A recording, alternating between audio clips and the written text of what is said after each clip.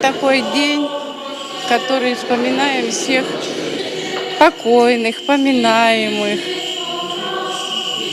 Для меня это праздник такой, необыкновенный. Воскресение Христово – самый большой и светлый христианский праздник, еще называют Пасхой, то есть днем, в котором для христиан свершилось перехождение от смерти к жизни, от земли к небу. Христос воскрес, и для всего мировоздания началась истинная весна, светлое радостное утро новой жизни. Для нас самый главный праздник в году. Для нас, для православных, самый главный праздник в году. Он бывает один раз в год. Мы к нему готовимся. Готовились 7 недель. Постились за это время. И вот сегодня уже последний день. Ночью. Сейчас служба у нас. А завтра уже пойдем на кладбище вспоминать своих родственников, поминать. На третий день после своих страданий и смерти Иисус Христос силою своего божества воскрес из мертвых. Тело его человеческое преобразилось. Он вышел из гроба, не отвалив камня, не нарушив печати, невидимой для стражи. А когда женщины во главе с Марией Магдаленой пришли отмыть его мертвое тело, ангелы сказали им, что вы ищете живого между мертвыми, его здесь нет, он воскрес. День, который предваряет Страстную Седмицу, на котором будем вспоминать страдания Христа, Его путь и восхождение на Голгофу. Сегодня мы с вами поговорим об истории этого праздника, о событиях евангельских того времени, которые описывают нам сам вход Господа во Святой Град Иерусалим. Праздник входа Господня в Иерусалим – один из 12 главных праздников Православной Церкви.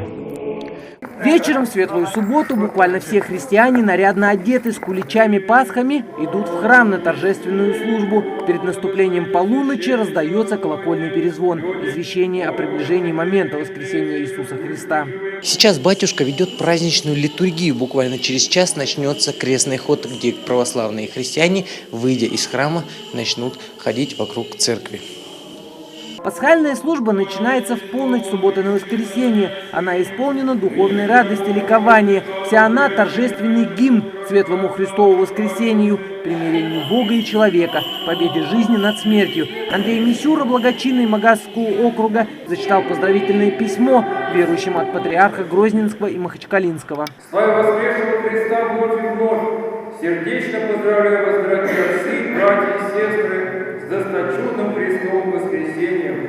Желаю вам неиссякаемого пасхального света в душе, не оскорбляющей Божией помощи в ваших делах и начинаниях. Верующих поздравил с праздником и глава Ингушетии Юнусбек Евкуров. Уважаемые православные жители Республики Ингушетия, примите самые теплые поздравления с окончанием Великого Поста и светлым Христовым воскресением, Пасхой Господней. Светлый и почитаемый праздник Пасха символизирует обновление и очищение помыслов, любовь к ближнему, милосердие и прощение. Он наполняет сердца самыми светлыми чувствами и несет в себе радость, доброту, надежду на лучшее. В этот праздничный день искренне желаю всем православным доброго здравия, счастья и больших успехов во всех делах и начинаниях. Под несмолкающие колокольные перезвоны начинают верующие крестный ход вокруг храма. Торжественный колокольный звон выражает торжество Христа Христова, величественно носимого, окруженного сонмом верных, которые следуют за ним, как воины за знаменем. Крестный ход идет под предводительством святых,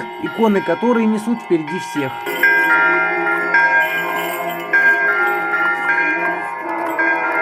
Мы ждем этот праздник каждый год. Он больше, чем Новый год. Там еще мы ждем Рождество, мы ждем Пасху. Это для нас и семьи, скажем так, основные праздники. И мы готовимся к ним и морально, и духовно. Держим пост. 7 недель и ребенок, и жена, и супруга, то есть и я готовимся к этому празднику. И когда наступает этот праздник, это становится светло в душе, становится светло вокруг.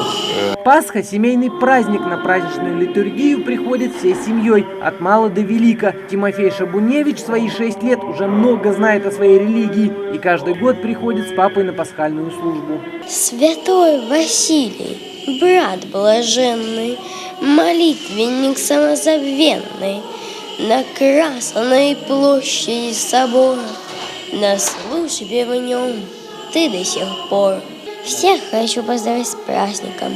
Христос воскрес!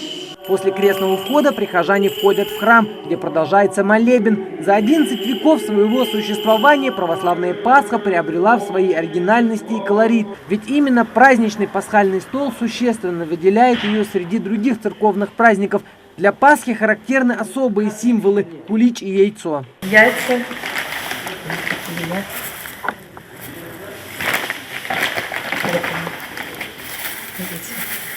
Тоже вот как могли, так вот и постарались их покрасить. Ни в коем случае нельзя злиться друг на друга, нужно уметь прощать. Это самое главное. Любите и уважайте друг друга.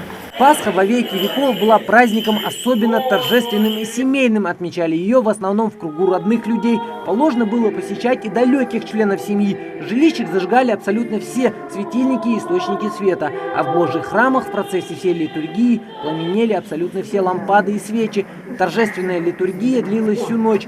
А после завершения ее все находящиеся в храме христосовались, поздравляли друг друга, а служители храмов приступали к освящению принесенных прихожанами яиц, куличей, пасок. Руслан Албогачиев, Рамзан Мержоев, Новости 24.